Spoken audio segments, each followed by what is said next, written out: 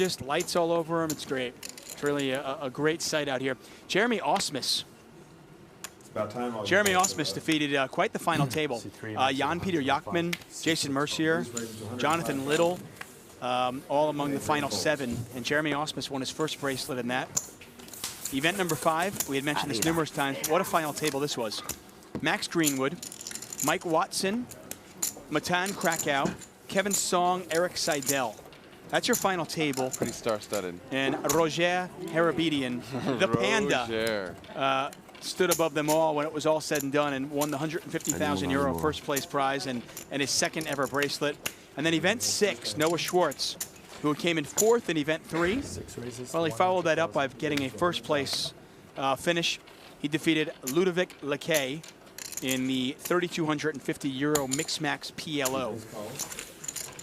And that left us with the high roller in here. Daniel Negreanu won the high roller. Won €725,000 and his 6th ever bracelet. Yeah, cemented player of the year in quite a fashion. Yeah, it was one thing to eke your way into player of the year, just getting 8th place, but the fact that he won, he smashed it, was just fantastic. Yeah, good for him. Raise to 215. McLean Carr, David Tuckman in the booth. And we get a raise from Fabrice. And a call from Mateos. And if Mateos wins this hand, he'll have a 2-to-1 chip advantage. Yep. Any more betting in this pot, it'll be over $1 million soon.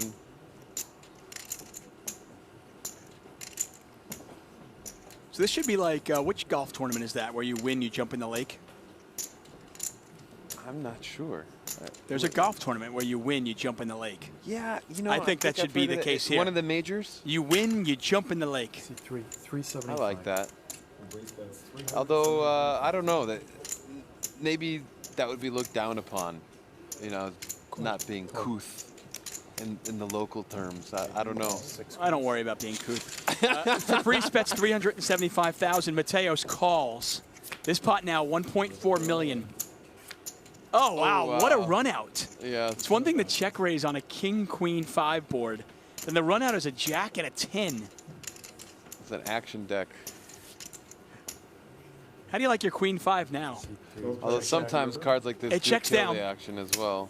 Mateos visibly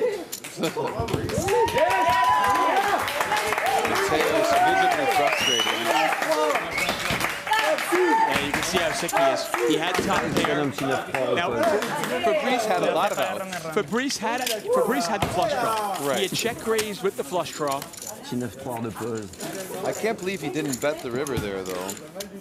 You have to bet that river, don't you? I think so, and he was the aggressor all along, and then he got there on the river. I don't know, maybe he's afraid of being bluffed off the hand from his opponent, but I don't think that's so likely in this scenario. When your opponent... When your opponent is calling you there, how likely is your opponent to turn his hand into a bluff on the river? I mean, is he checking to induce? Yeah, he's probably hoping that his opponent tries to take down the pot and just hope that... Turn his pair of kings into a bluff? Yeah, but he had enough value that he didn't have to.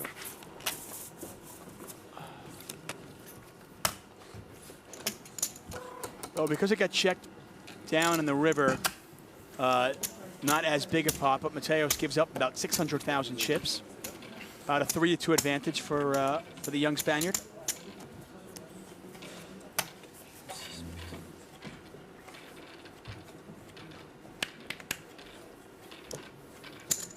Six raises to 100.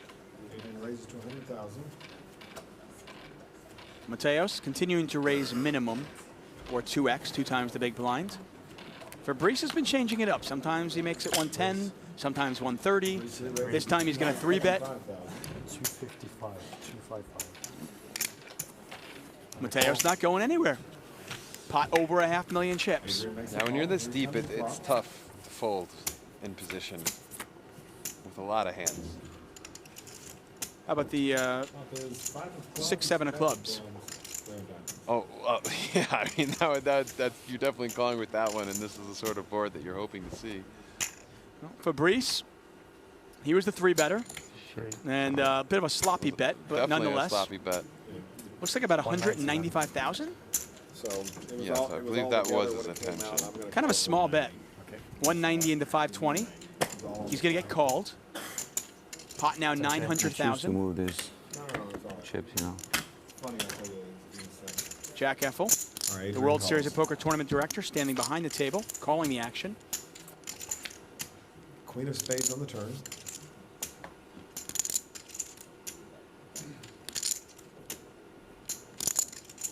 Action on Fabrice. He checks.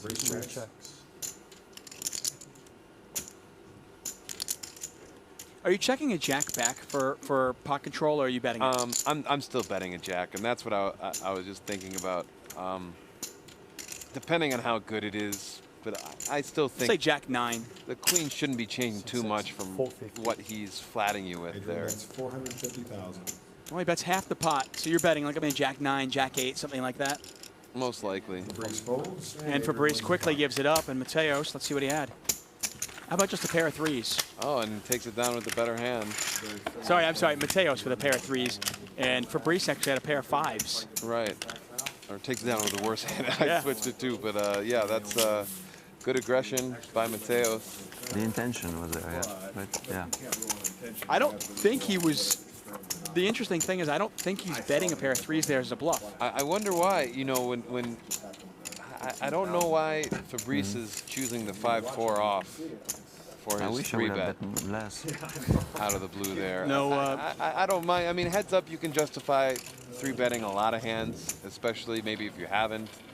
But he's not getting a lot of folds. In this case, he did choose a great hand because he had his opponent dominated. Right. And actually, but you're building a big pot with a tough hand against a player who's very sticky, and it's going to be really hard. And you're playing the hand out of position as well. Right. And then you're just going to give up. I think he needs to play it a little bit stronger on the turn if he's going to be starting that line with that hand. The bet on the turn by Mateos with a pair of 3s. Is he turning his 3s into a bluff, or is he betting to protect his equity in the pot? He clearly doesn't put his opponent on a pair of 5s. It could be a little bit of both. He could be trying to fold out slightly better pairs that now are afraid of a couple overs. Like pocket 6s, exactly pocket 7s type hand? Or the pair of 5s that's now on the board. And he might just be trying to build it a little bit bigger so he can take it away on the river as well. I doubt it's as much for value. Not too many hands can call him for value there, but maybe Fabrice gets a little sticky with an ace-king. He's got a 10 and 2 overs. So it's a good spot for him to bluff or bet for a few different reasons. McLean Carr with the poker terminology. Get sticky. I like that. Fabrice's rail right behind him, cheering him on. If you're not sure who they are, they're the ones wearing the scarves. Yes. That's a nice shirt. What do you think of that blue shirt? I think it's fantastic. I mean, that shirt and that scarf with together. The scarf together, the wow. hair, the glasses. This guy is snazzy. Oh, that's a good sign. Oh, now he's even posing for us. Hey, if you look like that, you pose. 15 minutes left in this level. And for 90-minute levels, they're going pretty quick. I appreciate you entertaining us, McLean. What's entertaining is the heads-up match going on right now. These guys are playing for 400,000 euros almost. And they're playing some big pots, and they're playing some daring poker. It's fun to watch. Fabrice now making it 105,000. Have you noticed any rhyme or reason for when Fabrice changes his bet size pre-flop?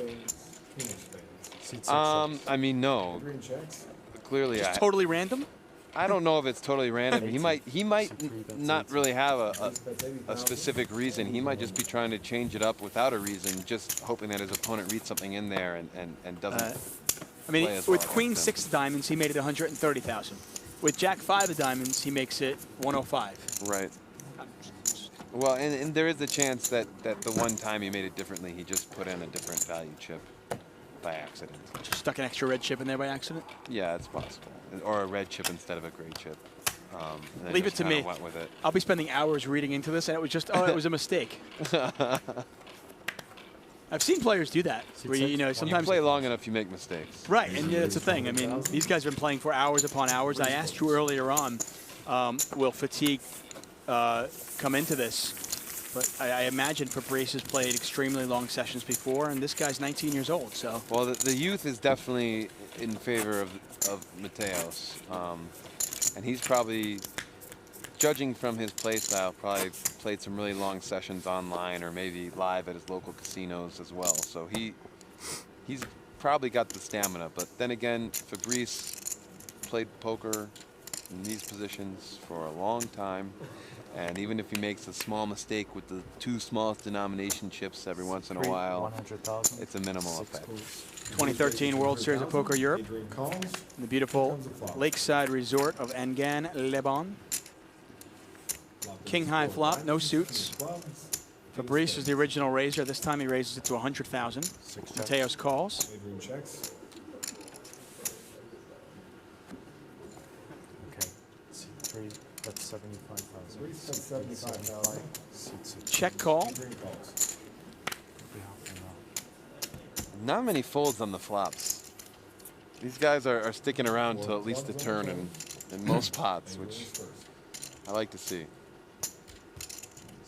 Well, the check call lead out strategy has since been abandoned by Mateos. Maybe not abandoned, but maybe he only has certain scenarios with certain hands where he's trying to be balanced doing it, and it might not have come up recently.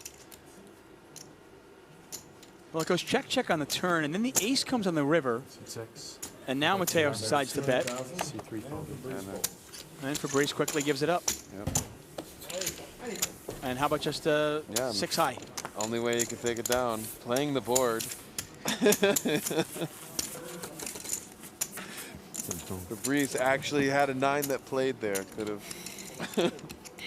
Yeah, both players with a pair of 4s, ace, king, and Mateos' 6-5 did not play while. No, but Mateos sensing that Fabrice just wasn't really invested in the hand, and it was a good spot to take it down. Really the only conceivable way he could win it. Now at 7 million to about 4.2 million. You can see the chip counts in the top of your screen. Those are the start of the hand chip counts. A raise, a 3-bet, a snap call. Pot is about 500,000 chips. Flop is king high, rainbow, 4, king, 6. Fabrice, our 3-better, first to act. And that's 155. Looks like a bet of 155. Yeah, which is a pretty standard C-bet on a flop of this texture. He doesn't have to go so big because it's not incredibly wet. There are some small straight draws, but he shouldn't be afraid of too much if he has a strong holding. Mateos makes the call. Pot is now 730,000 chips. Raise checks. C3 checks.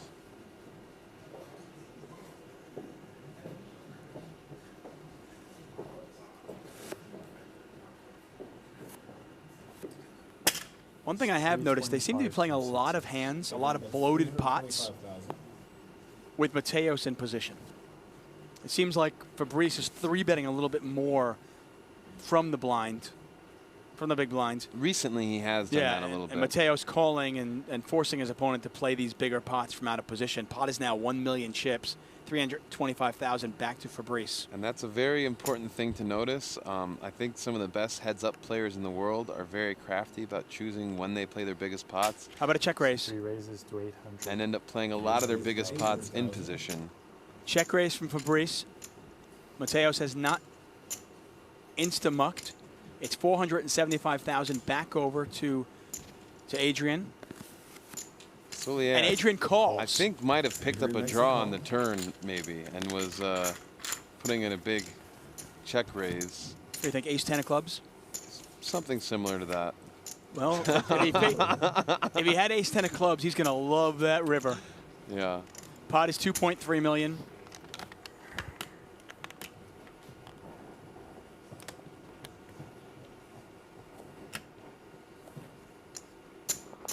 counting out his chips. This pot already 2.3 million chips.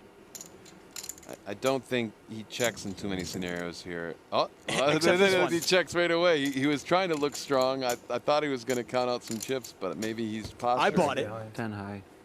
He said he has 10 high. Oh, he didn't go for it.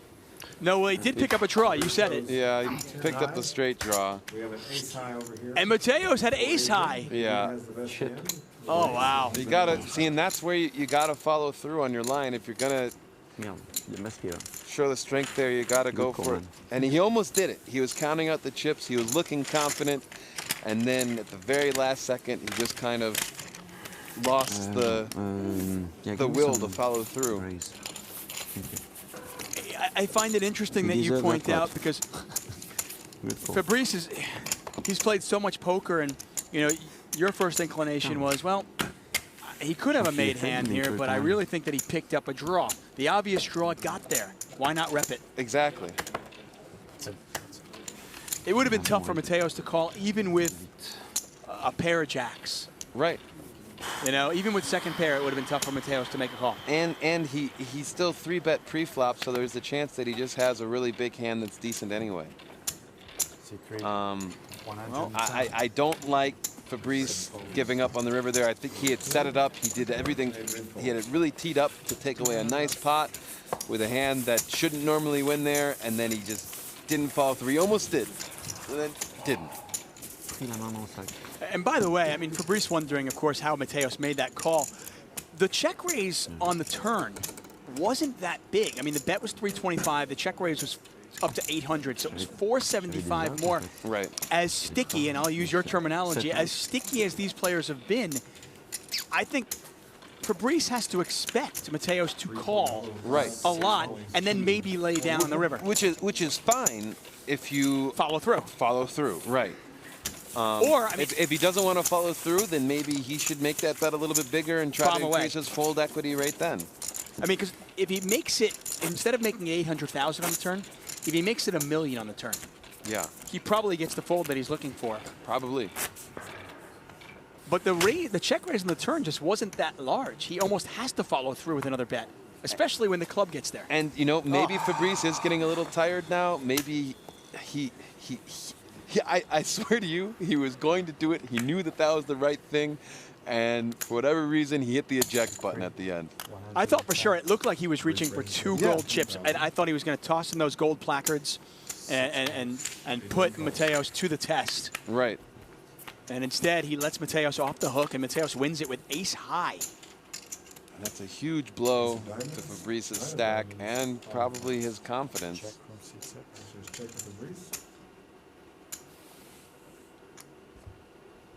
Mateos now with more than a 2.5 to 1 chip advantage. And this is another big pot developing. And still, we started with an even more skewed advantage, and Fabrice took the chip lead, lost the chip lead, took the chip lead. And by the way, if I had taken that 3-to-1 bet, that the tournament would be over this level. I've got 6 minutes. Oh man, just easy money. I'd have to sweat it out. Easy money. Then again, I'd really be liking my bet on Mateos if I had put that one down too. Yep. Mateos with over 8 million chips at the start of this hand. And looks like he is going to bet the river. Looks like 275,000. There's the call. Adrian bets 275. Fabrice calls. Oh, Fabrice has got it. Looks like strong hand for Fabrice there. Yeah, Mateos is betting for value. Pretty thin for value. But it could have been a blocking bet as well, though. What do you think of blocking bets? I think it's fine as long as you balance them. If you're blocking sometimes to reduce the pot size, it can be very good defensive mood. It can also be very good if you have a strong holding and you think your opponent's picking up on it and you can induce a raise. I was going to say, do you sometimes stick the blocker bet in there to induce against players? Block bet, I think you have to. And I think that comes in play a lot more with really deep stacks, especially in cash, where you have an aggressive player that you want to give you more value or to go for your throat when you're playing so deep behind, and so you have to find ways to blow up the pot in certain scenarios, and that can be an effective tool. 2013 World Series of Poker Europe. We are heads up for the main event. McLean Carr, David Tuckman in the booth, and we will be here until we crown a champion. Will it be the 19-year-old Spaniard, Adrian Mateos, or will the Frenchman come back once again? How many lives does this cat have? Can Fabrice Soulier come back once again and become the first Frenchman to ever win the World Series of Poker Europe main event? It's definitely possible, but right now Mateo seems to be sticking to his plans more, and Fabrice is not following through maybe in all the cases where he should be. 105. Fabrice raises to 100. Now Mateos called the turn with ace high, ace 10, clearly thinking he had the best hand. I was just wondering what his plan was. Well, he was thinking he had a lot of draws crushed, and maybe he had. I mean, if the river comes off a blank, do you think he's prepared to call 500,000-600,000? Presumably, but then he also knows that maybe his opponent isn't really going to follow through. Didn't. And we've seen that happen with Dominic earlier. He wasn't following through, and then he adjusted his game and started following through all the time. Too much so. Yeah, and now we see it with Fabrice. So this was a raise from Fabrice. Mateos called. Mateos led out on an 8-high flop. Fabrice called.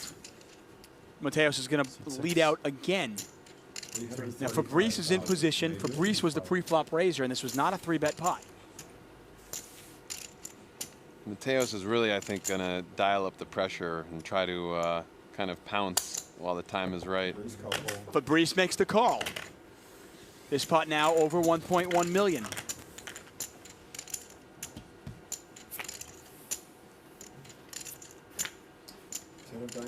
Diamonds get there, theoretically.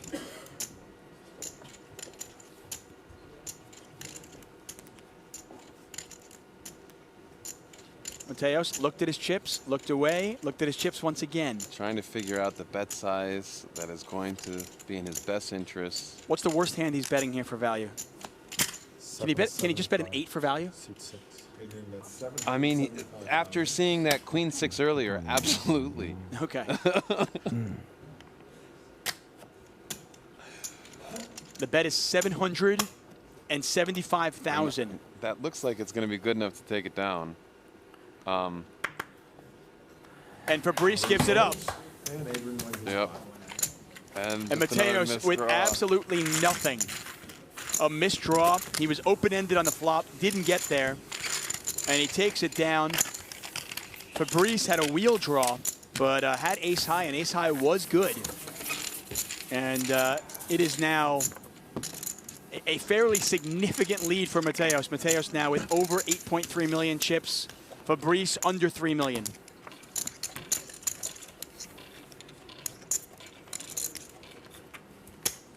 Only a minute and a half left in this level. And maybe Fabrice is lucky the break is coming when it is. Now it's his turn to take a break and recollect himself. Mateos raises, Fabrice calls. It's almost as if we've had two completely different heads-up matches. Yeah, it's been interesting to watch the momentum swings.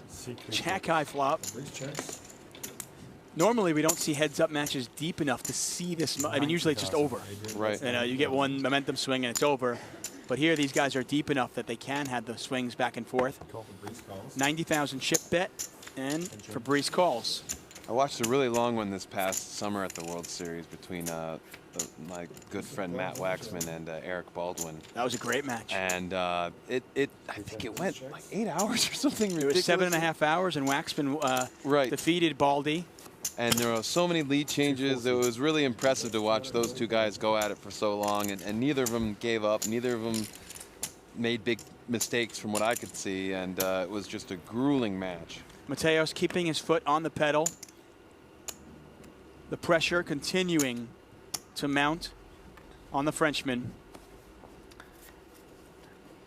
And unless this is a really big reverse tell, you just give the live tell. He just gives away a lot. I think he was just waiting for it to go into the break, take the button for the new level, just 10-minute break, and a good time to drop it.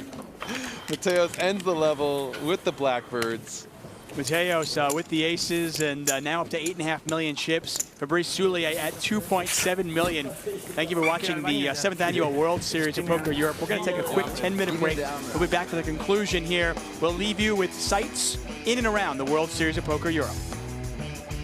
That beautiful lake, Angan, joining once again with McLean Carr in the booth, and we're heads up for the title, and it has been a seesaw battle to say the least. Guys, 30 and 60,000 are the blinds. The ante is 10,000. Good luck. Shuffle up and deal. You see the heads-up button raises. Mateos raising 83.3% of the time. Piece of cake. Apparently a piece of cake here for Fabrice Soulier, raising 85.4% of the time. So pretty standard, I guess, right? Yeah, that's pretty standard, I think. 83 and 85% respectively. McLean Carr, David Tuckman here for the heads-up portion of the World Series of Poker Europe main event. Fabrice Soulier, the 44-year-old Frenchman, has already won one bracelet. That was back in 2011. He's looking for his second. I'm gonna wait a second. I'm sorry. I have to Turn it off. Yeah, if you don't mind. No problem. Okay. And Thank you. Jack takes away his phone. These players are not allowed to have any communication devices. So no phones, no iPads, nothing of that sort at the table. We are on a 15-minute delay, but we want to ensure the integrity of the game. Now, this has been an absolute seesaw battle. We came into the final table. I mean, we came into heads up. Mateos had about a 4.5 to 1 chip advantage over Fabrice. Then, at one point, Fabrice reversed it completely and had almost, I want to say, almost a 2 to 1 chip advantage over Mateos. Oh, yeah. But now, as we can see, Mateos has reversed it once again and now has 8.5 million chips to Fabrice's 2.7, more than a 3 to 1 chip advantage. Blinds have moved up to 30,000, 60,000. And I've got to say, I'm impressed with Mateos and how he stuck it out down the stretch. You know, we'd mentioned earlier, it'd be interesting to see how he'd react to some adversity. He faced a serious run of cards that were very unfortunate for him. And after coming back from the break, he has clawed his way back to the top here, making some really good decisions, playing good poker, and hasn't really abandoned his stellar play. We are in level 27. Each one of these levels 90 minutes long. That's how long they've played this main event. And we still have 2 players remaining. 1 million euros up top, 610,000 euros for second place. Interesting. Fabrice dons the shades. Never too late to start hiding your tells. Well, yeah, and you know, he wears the shades well. Fabrice is a beautiful Frenchman.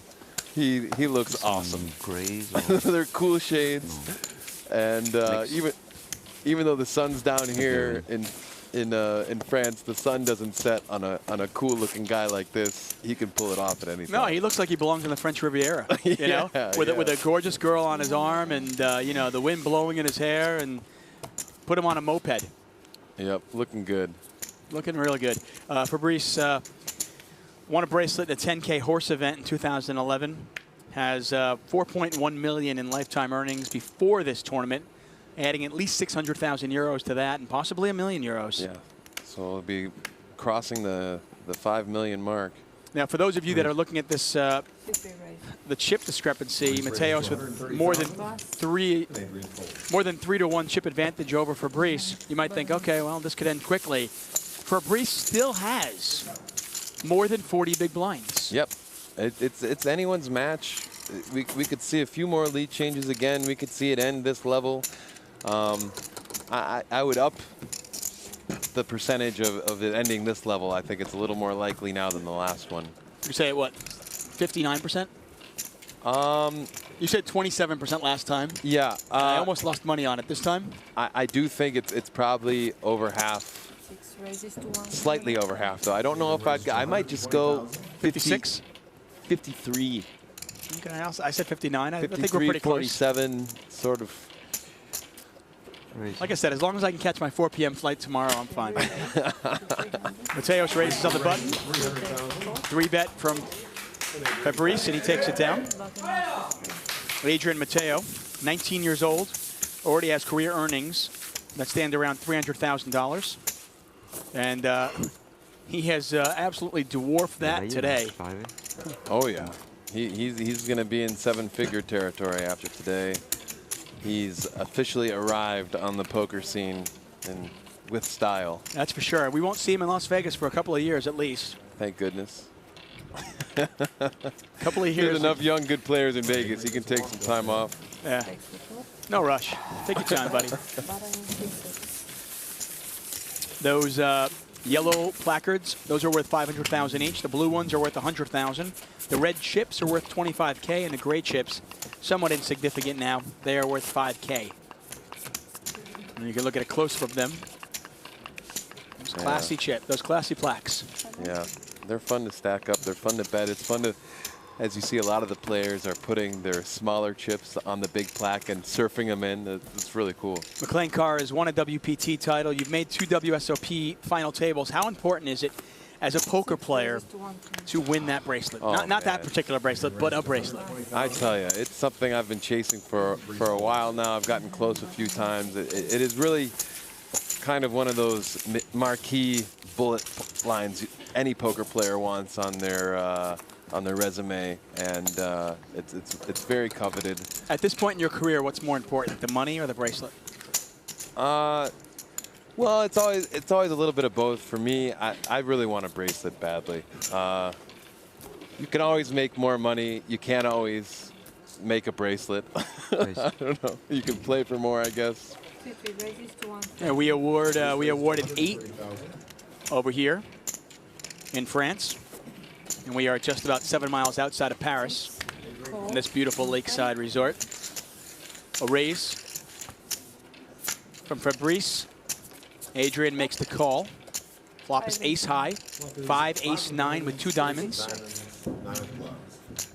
And I believe we awarded 5 bracelets in Australia and another 60 odd, 63 I believe in Vegas. So you're looking at about 75 bracelets in all. There's only about 1,000 bracelets in the entire world when you consider the fact that probably about 130 million people in the world play poker, and only 1,000 of them actually have one of those shiny gold bracelets. Even less because there's so many multiple bracelet holders. No, that's I already factored that in. Oh, you did? Okay. Yeah. Excuse me.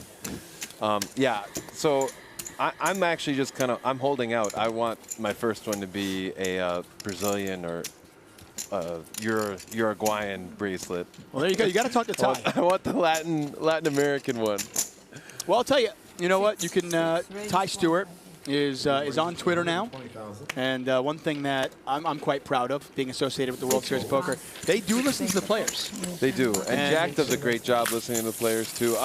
If you put it out there that you want a South American tour, it might happen. Who knows? Especially there's so many great sporting events coming up in South America, in Brazil specifically, with the World Cup soccer coming, or football, as they say on this continent. Where would you put it? Would you put it in Rio? Buenos Aires? Potentially, there could be some visa problems for a lot of the U.S. players to go to Brazil, because right now they're a little bit at odds with some international agreements. So how about with Argentina? America. Buenos Aires. I think Argentina is a great choice. I think Punta del Este has been a really popular spot. It's a really beautiful spot in Uruguay. Then you're talking about a pretty big trip. I prefer Buenos Aires. If you're talking about a World Series of Poker, I want it near a major city. You could even potentially do it in Central America if you're going to make it a Latin American one. You could maybe Honduras do or Costa Rica. Mateos with kings. He picked up aces the last hand before the last level ended. He picked up aces. Now he picks up kings. Neither hand he gets a ton of action. But these little hands are adding up, as Mateos is now up to 8.7 million. But I think the best place would probably be in Argentina or Uruguay, somewhere down in the main continent. I'd vote for Buenos Aires and then spend 2 weeks in Buenos Aires playing poker, and then head over to Mendoza and drink some good wine. That sounds awesome. Maybe down to Patagonia, do a little bit of hiking. You know what? We'll just do that. Forget it. Sounds awesome. Done. Brisbane raises to 120,000. Like that, but you can just find. If you're wondering where McLean Carr and David Tuckman are, you can let your girlfriend. I'll let my fiance know. Just you can find us in South America. Yeah, Tatiana would love to go to South America. We've talked about it frequently. I'll just. Ooh, raising it all in, and this is one of the first times we've seen this. And that's a big all in. It is. And what makes you kind of wonder if maybe he's having a few big hands in a row here, and he's just hoping that Fabrice is gonna snap off here. It's about 40 big blinds. That's how deep we are, effectively. Yeah, it's a big all in. He's not gonna call. It's Unless he gets frustrated. Unlikely. Doesn't look like he wants to call. But we don't mind looking at him a little bit in his sunglasses right now while he ponders, because he looks so good. The French bandits behind him? Yeah, I think they should take a page from Fabrice's book and lose the scarf and put on some shades. I think it'd be a lot cooler. Well, or the guy that's wearing the blue shirt, and there's the give up. Let's see what they've got. And Mateos had eights. And that's a play. I mean, it's a big shove, but is it exploitable? No. I mean, he now knows that Fabrice has been 3-betting a few other hands, and he's been 3-betting wide enough to where it is probably profitable enough for him to make a big shove there. It is risky, but it is probably profitable. And Adrian Mateos up over 9 million chips. And back to about a 4-1 chip lead. Got a couple of tweets here. Todd Fletcher says, this Mateos kid is the real deal. Ever since I saw that Queen 6 line, and that was, we'll let you know about that hand in a second, I started pulling for him.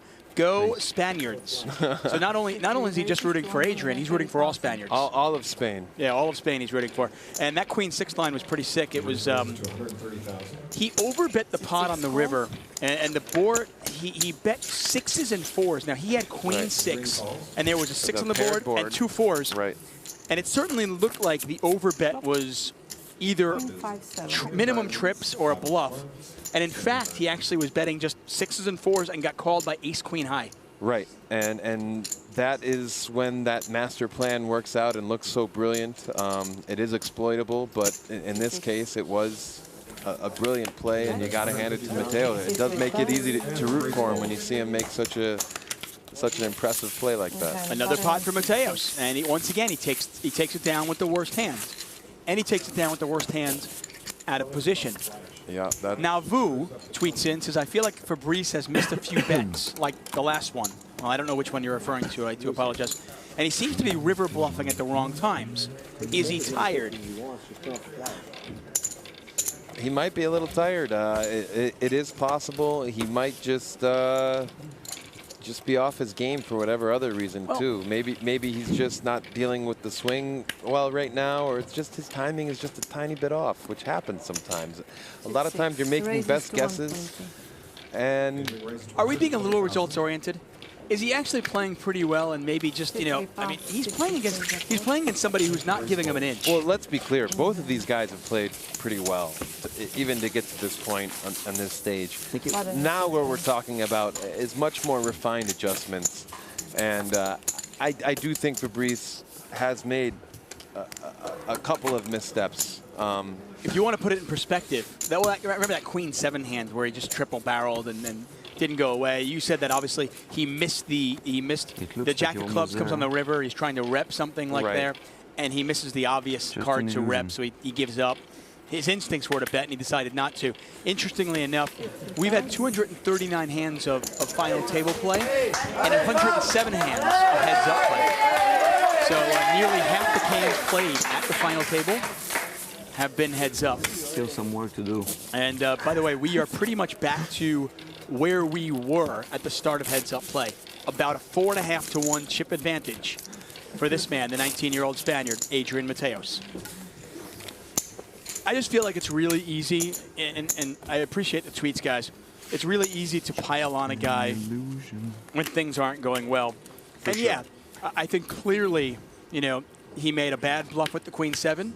And clearly he missed a bet when he had 10 high, and he let Mateos win it with a pair of 10s.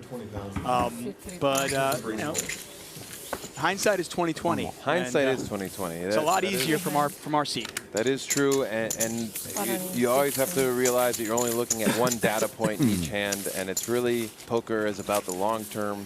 You have to look at all of them together, and it's tough to always take a step back. It's really easy. Fabrice now below 2 million chips and just about 30 big blinds.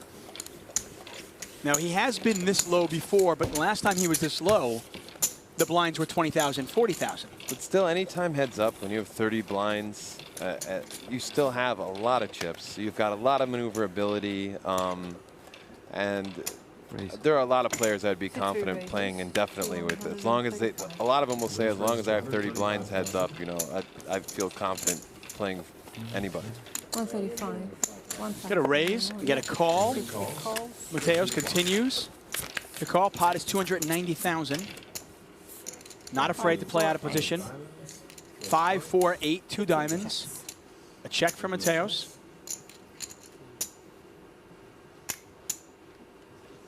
Continuation bet from Fabrice, 125,000. And he gets a quick fold from Mateos. I'll tell you, if Mateos goes on to win this, it'll be all the more sweeter. The fact that he had to battle adversity, the fact that he had to come back after losing the lead. Most definitely. These are character-building poker sessions. What's the drinking age in France? You know, can he go out and enjoy a beer after this? Can he have a glass of champagne after this? Absolutely, absolutely. And I think for a lot of cases you can drink much younger, and it's just maybe at home people are pretty much. It all comes full circle as we talk about the age thing again. Yeah, yeah, it does. Blinds 30,000, 60,000. Ante is 10,000. We are here for the 7th annual World Series of Poker Europe. And this is the last event until November 4th. November 4th to November 9 on ESPN.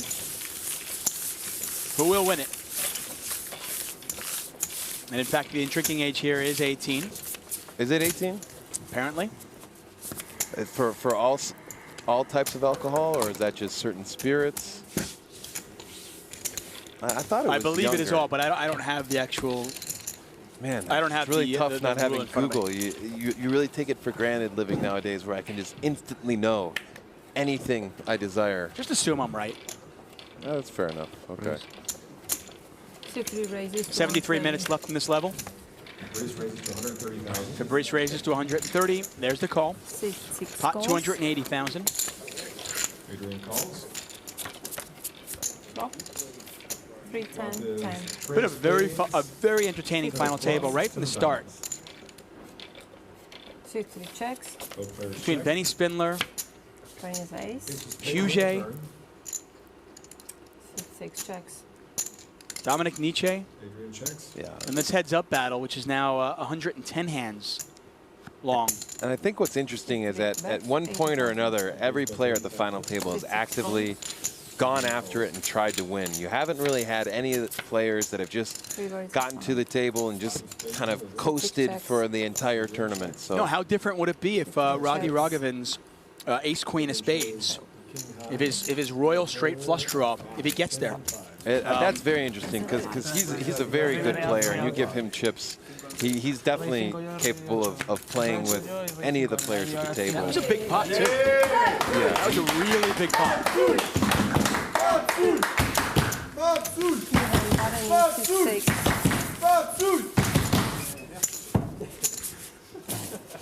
Well, I tell you, you know what? A little bit of smiling over there. Hey, things aren't going well for Fabrice at the table, so if his friends can get him up, if his friends can lift the spirits a little bit, maybe they get some momentum. It helps sometimes, you know. That's part of the home field advantage sometimes in contests, but it definitely helps to know that you've got people in your corner. 6, raised to 120. Adrian raised to 120,000. A raise and a take it.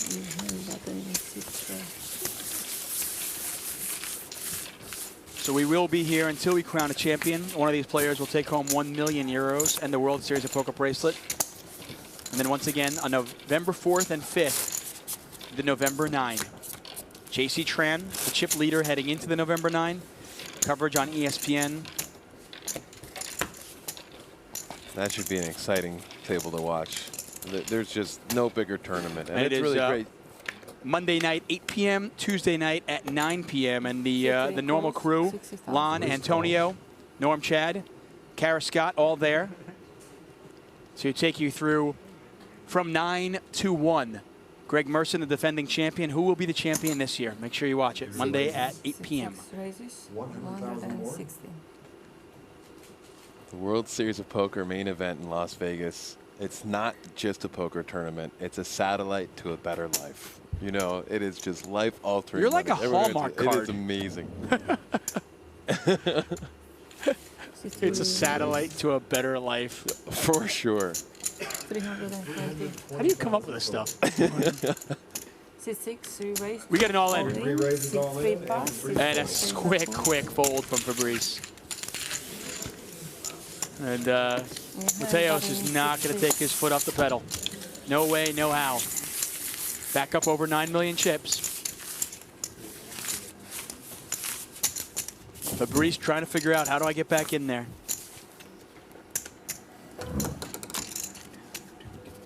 Some really, really interesting hands heads up.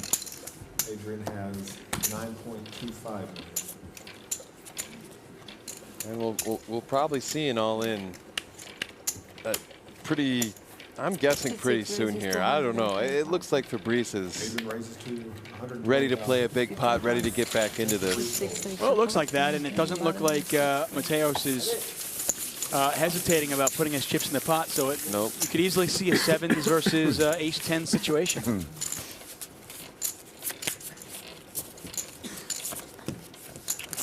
19-year-old Spaniard looking for his first ever World Series of Poker bracelet. This is his first ever World Series of Poker cash. Do it in style. Yeah, that's a good one. My first World Series of Poker cash, a $500 limit hold'em employees event. His first cash, possibly first place in the World Series of Poker Europe main event. Yeah, that's pretty good. I think mine was back in 2007. It was, I think it was a 3K. And I ended up making the final 3 tables. That's pretty strong. A 3K is strong. Like I said, mine was a $500 limit hold'em employees event.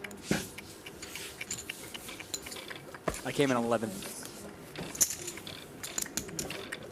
Yeah, I think I was 20-something. But it's kind of funny.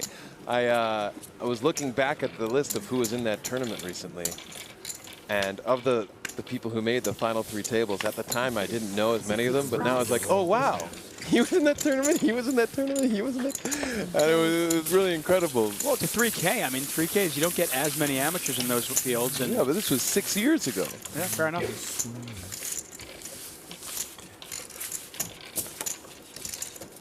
Phil Hellmuth's first cash? A stud 8 event back in 1988.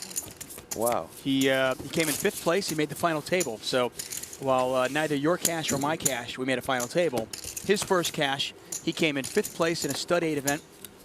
And that was his first of 100 cashes. I know. Wow. That's a lot of cashes. He has the most bracelets. He has the most cashes.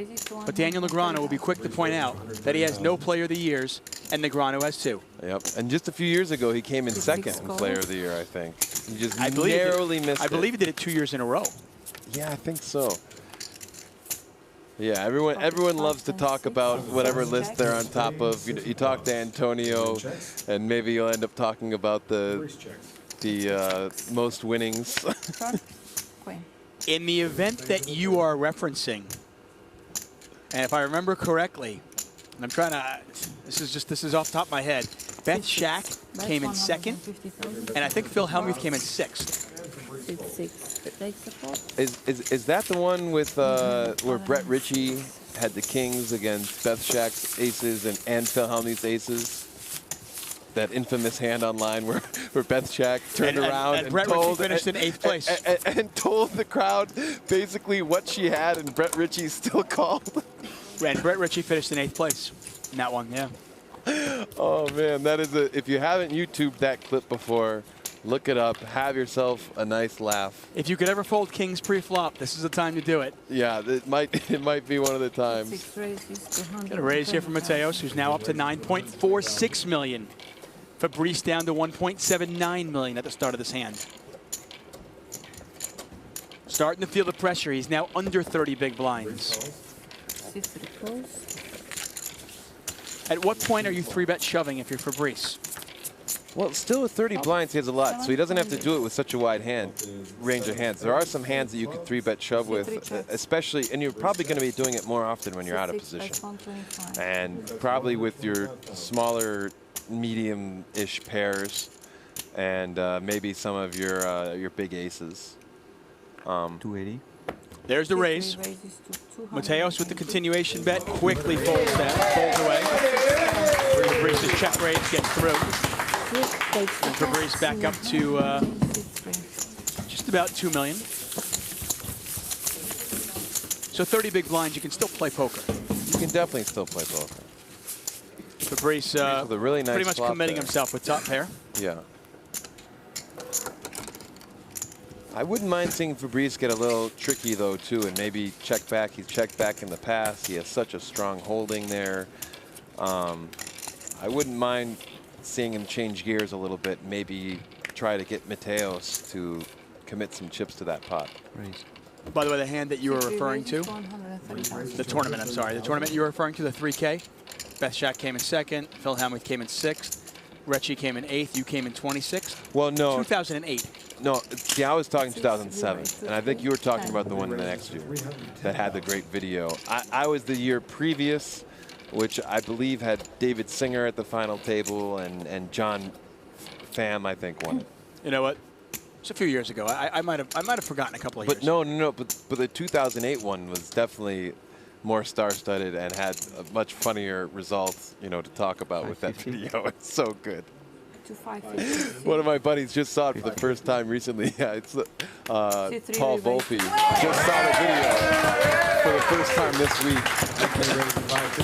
Fabrice, 3 raise and takes it down with ace-king. Now there's some classic hands if you go on YouTube and check out some of those old World Series of Poker clips. There are some just absolutely classic hands. Gems. There are some gems out there.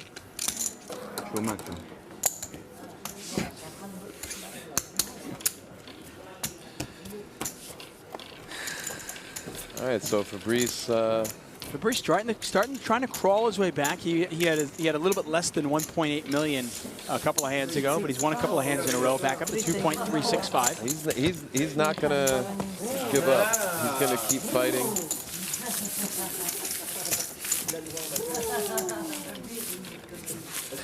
I'm never a big fan of people that give credit to somebody for not giving up. Well, he didn't give up. He just kept fighting. What do you expect him to do? Of course, he's going to keep fighting. He's a competitor. And that said, I think he's trying to figure out different ways in. That's true. But that being said, and excuse me, I think I hit the wrong button there. But excuse me at home. But that being said, we do see this happen from time to time where players have a blow up, or they make maybe a little bit lazier, ill-thought-out play, and they send it all in and just hope that it works out. Right. And that's what I'm saying that I don't think we're going to see from him. Which, I mean, like in Dominic Nietzsche's spot, where it seemed like he had a bit of a meltdown. I don't think it's fair to say that Dominic gave up. He let his emotions get the best of him, maybe had a little bit of a meltdown, and it didn't work out for him. Yeah. 6 calls. I think he was forcing it a little bit there, would be the fair way to say it. Pot over 500,000 chips. Interesting turn card, the ace of spades. Mateos checks. Action on Fabrice. He's going to check it back. Pot 510,000. Ace. And the river's another ace. You can bet a 10 here for value pretty easily, huh? Yeah, I think so. I mean, the way this played out? They're playing, yes, definitely with how it's played out. 6 bets, 250. 250 and a snap call.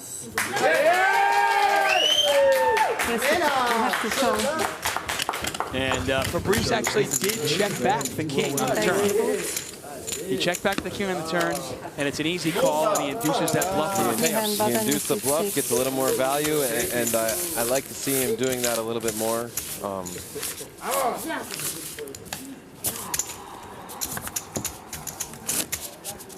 You can see the big sigh. He's been working hard. And in a few hands, we will have had more heads-up hands than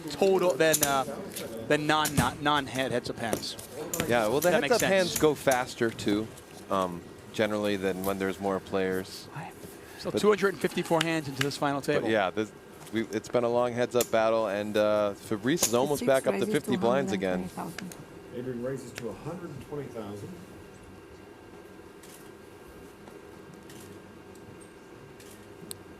Interesting fact, more hands here have been played heads up, get a raise and a 3-bet. 70. Okay. 270,000 total. Back over to Mateos.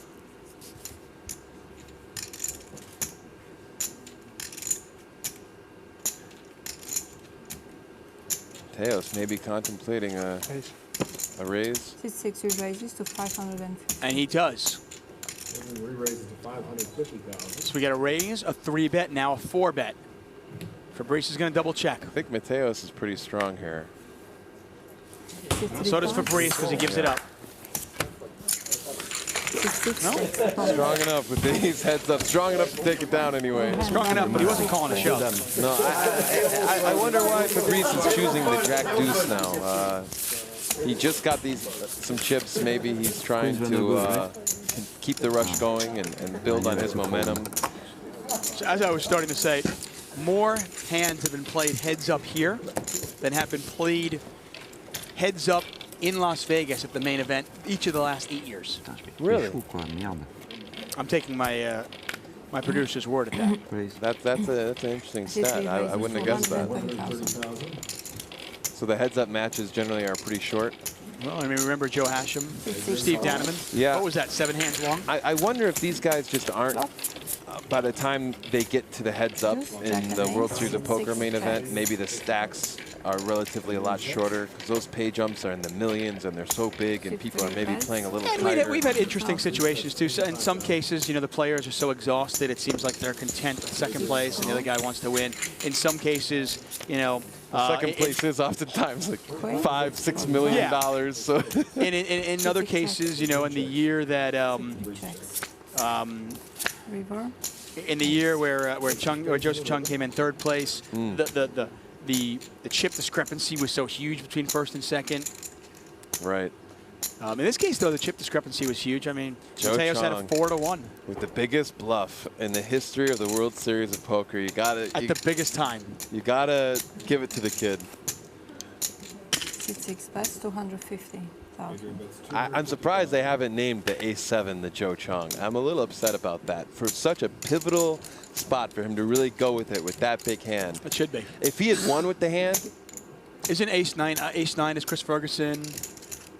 Pocket nines, is that Phil Hellmuth? I don't know if pocket nines is Phil Hellmuth. I don't know. So many pocket pairs have their own name anyway. But I think if Joe Chung had won with that hand, he might have gotten it named after him. I would want it to be named after him anyway. Trip aces for Mateos and a nice laydown by Fabrice. That was actually a pretty good laydown, the jack. Something we hadn't seen earlier. We hadn't seen him making laydowns like that, but